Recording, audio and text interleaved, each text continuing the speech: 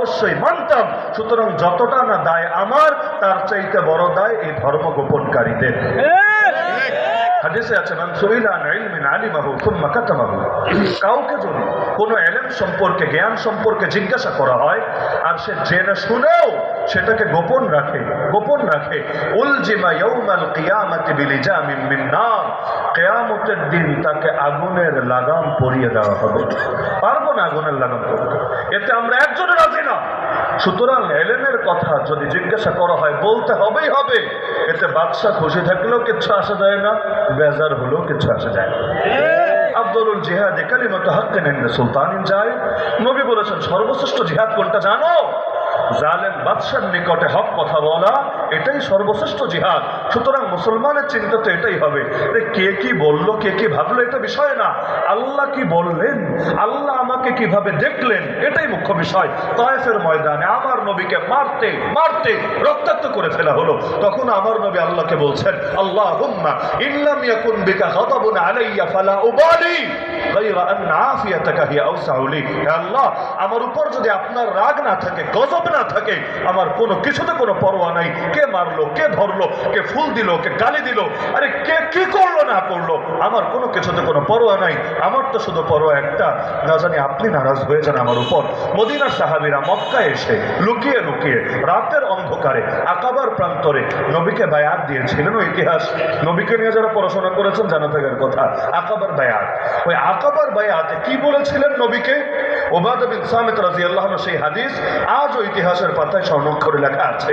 বলেছিলেন, বায়ানা রাসূলুল্লাহি সাল্লাল্লাহু আলাইহি ওয়াসাল্লাম আলা সামঈ ওয়াত তাআ ফি উসরিনা ওয়া ইউসরিনা ওয়া মানশাতিনা ওয়া মাকরাহিনা ওয়া আসারাতিনা আলাইনা ওয়া আলা আন নাকুল আল হক হাইথুমা কুননা লা নাখাফু ফিল্লাহি লাওমাতা লাইম। এই শেষ দুইটা বাক্যই লক্ষ্য করেন। নবীর হাতে হাত রেখে বায়াত দিয়েছি, অঙ্গীকার দিয়েছি, শপথ করেছি এই মর্মে, হকের কথা বলবোই বলবো, যেখানেই থাকি না কেন।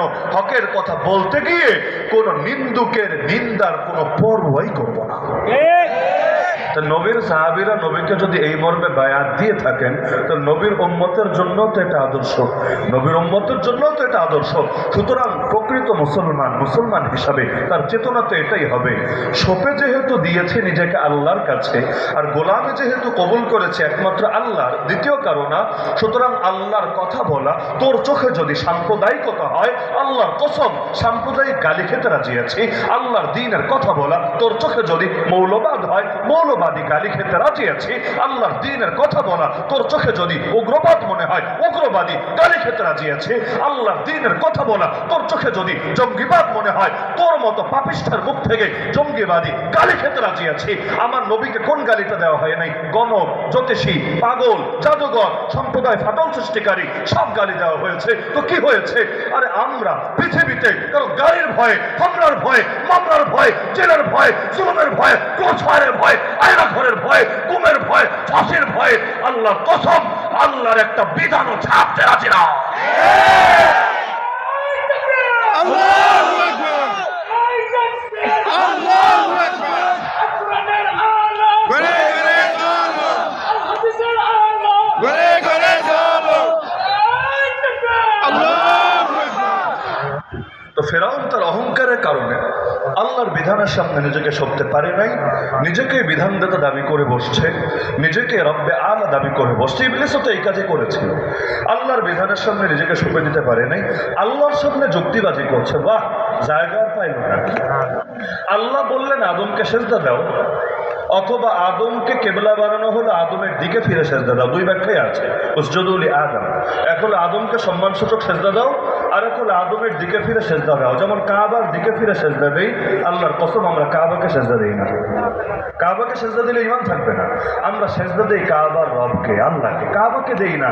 কাবা আমাদের কেবলা, এদিকে মুখ করি ঐক্য ঠিক রাখার জন্য, নাহলে এক একজন এক এক দিকে মুখ দিলে এটা হবে না, এটা কোনো সিস্টেমই থাকবে না। ঐক্য ঠিক রাখার জন্য আমরা এই কাজটা করি, কিন্তু সেজদা দেই কাবার রবকে। তো কেবলা কোনটা হবে এটা আল্লাহ নির্ধারণ করার অধিকার রাখেন, দ্বিতীয় কেউ না। একসময় কেবলা ছিল মসজিদ আকসা, এখন হয়েছে কাবা।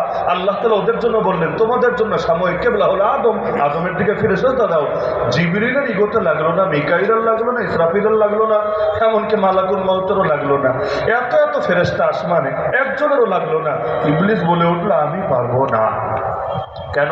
আনা খায়রুম মিন, আমি উত্তম তার চাইতে। ইবলিস উত্তম, আদম আলাইহিস সালাম অধম। ওর যুক্তি আনা খায়রুম মিন, আমি ওর চাইতে উত্তম। কেন?